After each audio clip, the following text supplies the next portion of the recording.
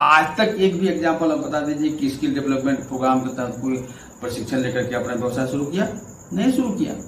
बंधुओं, एग्जाम्पल बताता हूँ। मेरे द्वारा 2 लड़कियां गई थी बेंगलुरु में। वहां पर वो सिलाई कताई के काम सीखने गई थी। उनको सिलाई कताई को उतना ही काम सिखाया गया जितना फैक्ट्री में जरूरत था, क्योंकि फैक्ट्री में तो अलग अलग सब डिपार्टमेंट बटा हुआ रहता है ना। कोरोना काल में साल भर काम किए, 5 से 6 हजार रुपये महीना मिलता था उनको। 10 हजार कहा गया, लेकिन खाने में कटौती करके 5 से 6 हजार मिलता था।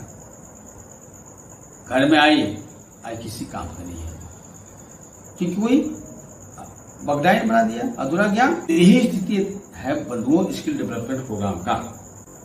और वहां पर जब जाते हैं फैक्ट्रियों में, तो जानते हैं किस तरह का शोषण होता है। 8 से 12 घंटे काम कराया जाता है।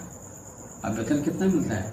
मुश्किल से 10 से 12 हजार। जितने भी फैक्ट्रियां हैं महंगे शहरों में है, तो 10 से 12 हजार का क्या वहां पर वैल्यू है? स्टार्टअप के माध्यम से एक भी आपको एग्जाम्पल नहीं मिलेगा कि कोई गरीब या मध्यम वर्ग के व्यक्ति या पढ़े लिखे नौजवान लोग कुछ ऐसा नवाचारी धंधा शुरू कर सके। मैक्सिमम लोग, बड़े बड़े लोगों ने स्टार्टअप से लाभ उठाया, जिनको किसी न किसी माध्यम से पूंजीपतियों का समर्थन है।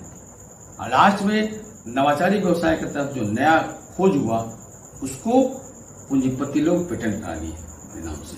तो इससे भी कोई लाभ नहीं हुआ। अब जिसका परिणाम है कि रोजगारी तो एकदम भयंकर बढ़ा हुआ है।